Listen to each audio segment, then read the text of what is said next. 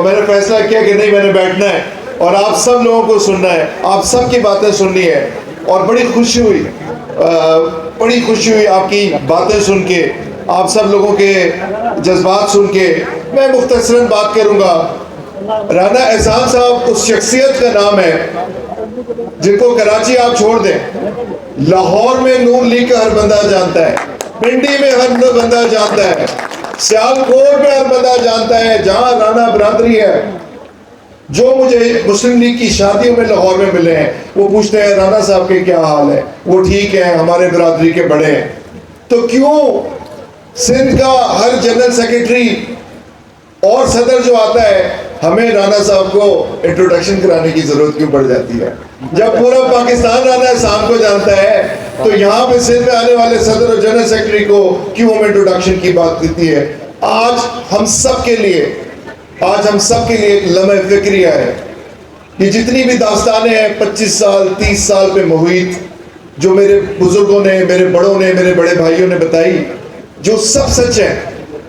رانا احسان صاحب، ان کی فیملی نے جس جگہ سیاست کا آغاز کیا اس پارٹی کے لیے، وہاں ایم کیو ایم کا ایک بہت بڑا فیکٹر تھا. آپ نے گولیاں بھی کھائیں، اپنی فیملی کا، بزنس کا، کاروبار کا نقصان بھی کیا، لیکن پارٹی کے ساتھ کھڑے رہے.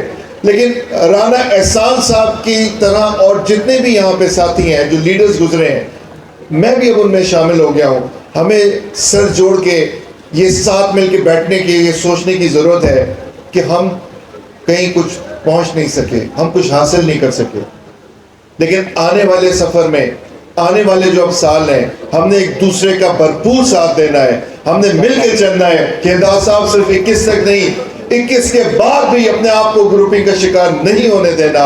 ہم نے ایک دوسرے کا ساتھ دینا ہے. اس پارٹی کی حکومت آئے یا نہیں آئے، اس کراچی میں اگر ہم سب جڑ جائیں تو راج ہمارا ہوگا.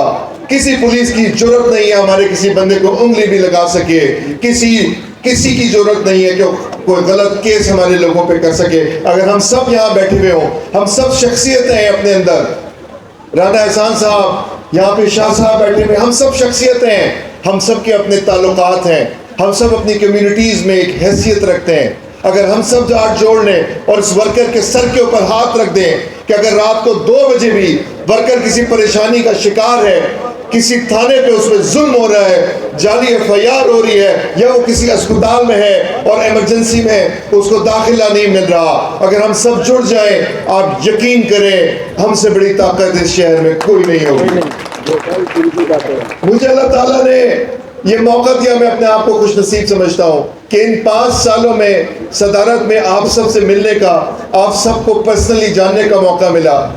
2018 کے بعد 19 میں جب مجھے صدارت ملی تو سب سے بڑا میرے سامنے چیلنج آیا، وہ اس وقت کی قیادت نے جو تنظیم اناؤنس کری، وہ سب سے بڑا چیلنج تھا.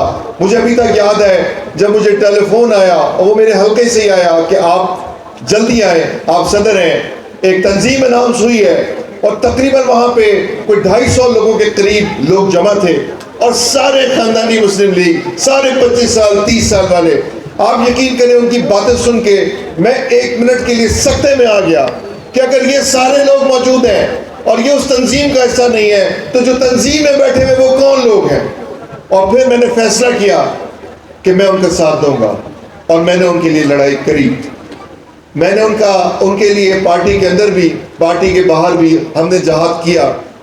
ہم کافی حد تک کامیاب رہے، کافی حد تک نہیں بھی رہے ہوں گے، خود بھی سسپینڈ ہوئے، خود کو بھی شو کاز ملا، لیکن اللہ تعالیٰ کا شکر ہے کہ اس کے بعد ہم آپس میں جو محبتیں ہم نے قائم کری، جو محبتیں ہمارے اندر، جس محبت نے ہمیں جوڑ لیا، انشاءاللہ تعالیٰ آنے والے دنوں میں چاہے ہم میں سے کوئی بھی اسمبلیوں میں جائے، چاہے ہم میں سے کوئی منسٹر بنے، سینیٹر بنے، ہم نے ایک دوسرے کا ساتھ نہیں چھوڑنا، ہم نے نظریں نہیں پھیرنی، ہم نے ایک دوسرے کے لیے کھڑے رہنا ہے.